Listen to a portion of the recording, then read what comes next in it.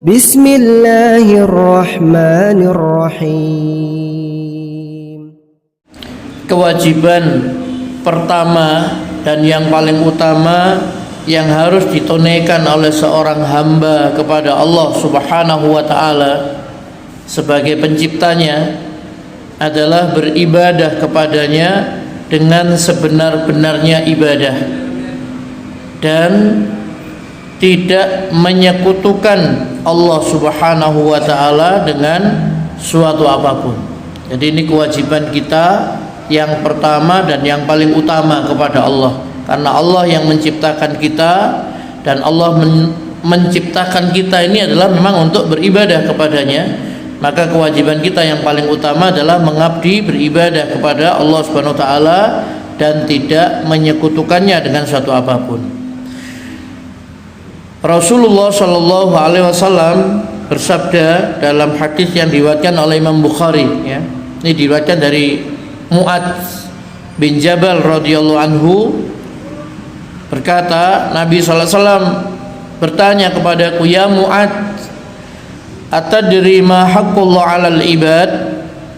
Qala Allahu wa rasuluhu a'lam. Qala ayya'buduhu wa la yusyriku bi syai'an. Wa ma haqquhum 'alaihi? Qala Allahu wa rasuluhu a'lam. Qala alla yu'adzibahum. Rasulullah SAW bertanya kepada Mu'adz, wahai Mu'adz, tahukah kamu apa hak Allah dari hambanya? Apa hak Allah atas hambanya? Kemudian Mu'adz menjawab, Allah dan Rasulnya yang lebih tahu. Kemudian beliau bersabda, hak Allah dari hambanya, ya, yaitu beribadah kepadanya dan tidak menjadikan baginya sekutu sesuatu apapun. Nabi bertanya, lalu apakah hak hamba atas Allah? Mu'adz berkata, Allah dan Rasulnya yang lebih tahu. Beliau bersabda, hak hamba dari Allah yaitu bahwasannya dia, Allah Subhanahu wa ta'ala, tidak akan mengazab, tidak akan menyiksa mereka. Jadi hak Allah atas hambanya adalah dia diibadahi dan tidak disekutukan dengan satu apapun. Hak hamba atas Allah adalah Allah tidak akan menyiksa mereka, tidak akan menyiksa seorang hamba yang tidak menyekutukan Allah dengan suatu apapun, ya. Sebenarnya, ya, Bapak Ibu yang dirahmati Allah Subhanahu wa taala, ya, dalam hadis riwayat, ya, Bukhari dan Muslim juga disebutkan ini Rasulullah Shallallahu Alaihi Wasallam berboncengan dengan Mu'adz. Jadi kata Mu'adz itu, kuntu radifan Nabi Shallallahu Alaihi Wasallam ala himarin. Aku pernah membonceng Rasulullah SAW di atas seekor himar keledai. Ditanya, ya Mu'adz, atadri ma haqqullah 'alal ibad wa ma haqqul ibad 'ala Allah? Qultu Allahu wa rasuluhu a'lam. Wahai Mu'adz, tahukah kamu apa hak Allah atas hambanya dan apa hak hamba atas Allah? Aku menjawab, Allah dan Rasulnya yang lebih tahu. Qala Rasulullah SAW bersabda, haqqullah 'alal ibad ayya'buduhu wa la yusyriku bi syai'an. Wa haqqul ibad 'ala Allah alla yu'adziba man la yusyriku bihi syai'an. Haknya Allah atas hambanya hendaklah dia diibadahi dan tidak boleh disekutukan dengan satu apapun. Dan hak hamba atas Allah adalah dia tidak akan menyiksa siapa yang tidak menyekutukannya dengan suatu apapun. Kemudian Mu'adz ini berkata, ya Rasulullah, afala ubashirun nas? Wahai Rasulullah, apakah boleh saya sampaikan ini kepada manusia? Lalu Rasulullah mengatakan, la tubashirhum fayattaqilu. Jangan kamu sampaikan ini kepada mereka.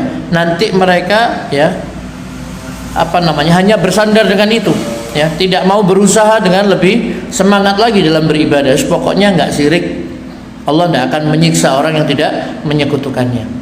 Nah, Bapak Ibu yang dirahmati Allah Subhanahu wa ta'ala, jadi dalam hadis yang mulia ini kita menjadi faham, ya, apa hak Allah kepada hambanya dan apa hak hamba ini kepada Allah Subhanahu wa ta'ala.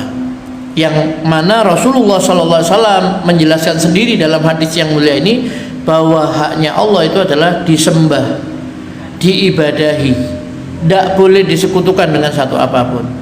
Dan hamba yang melakukan ketaatan kepada Allah tanpa menyekutukannya dengan satu apapun, maka dia akan selamat dari azab Allah. Allah tidak akan mengazabnya, Allah tidak akan menyiksa mereka.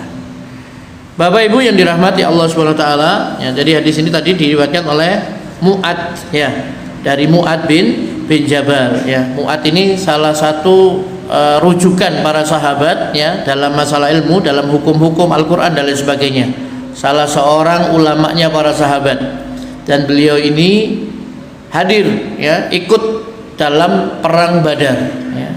Beliau ini meninggal pada tahun 18 Hijriah di Syam, ya, ketika pada waktu itu ada peristiwa taun, ya, ada wabah taun, ya. Dan beliau ini, ya, Mu'ad bin Jabal ini yang ditinggalkan oleh Nabi di Mekah. Setelah penaklukan kota Mekah, Mu'ad ini ditinggal oleh Rasulullah SAW di Mekah.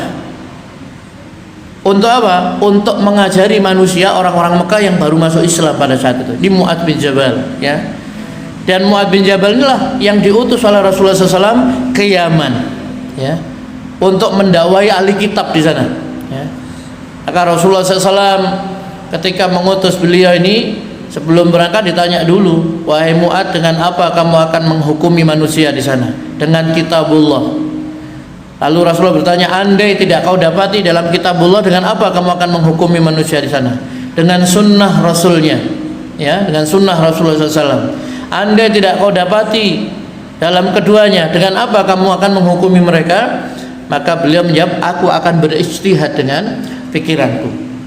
Jadi ijtihadnya ini belakangan, setelah Al-Quran, Sunnah, baru kemudian beliau mau berijtihad, ya. Tentu ijtihad beliau ini adalah ijtihad yang bersih, ya, berdasarkan Quran dan Sunnah, begitu. Jadi beliau tidak berani mendahului Allah dan Rasulnya Sallallahu Alaihi Wasallam. Nah, Bapak Ibu yang dirahmati Allah Subhanahu wa taala, inilah kewajiban kita yang pertama dan yang utama kepada Allah Subhanahu wa taala. Beribadah hanya kepada Allah, tidak menyekutukan dengan satu apapun, ya. Karenanya termasuk orang yang tidak beradab kepada Allah Subhanahu wa taala, yaitu mereka yang enggan untuk beribadah kepadanya, bahkan menjerumuskan diri ke dalam perbuatan menyekutukannya dengan sesuatu, ya. Jadi dianggap seorang hamba yang tidak punya adab, tidak beradab pada Allah. Kenapa? Karena Allah yang menciptakan dia, Allah yang menghidupkan, yang memberinya rezeki, semua dari Allah, kenikmatan-kenikmatan diberikan oleh Allah, tapi dia tidak mau beribadah, menyembah Allah Subhanahu wa taala, ya. Maka ini adalah orang yang tidak beradab kepada Allah Subhanahu wa taala, malah menyekutukan Allah, ya. Dia beribadah kepada selain Allah Subhanahu wa taala.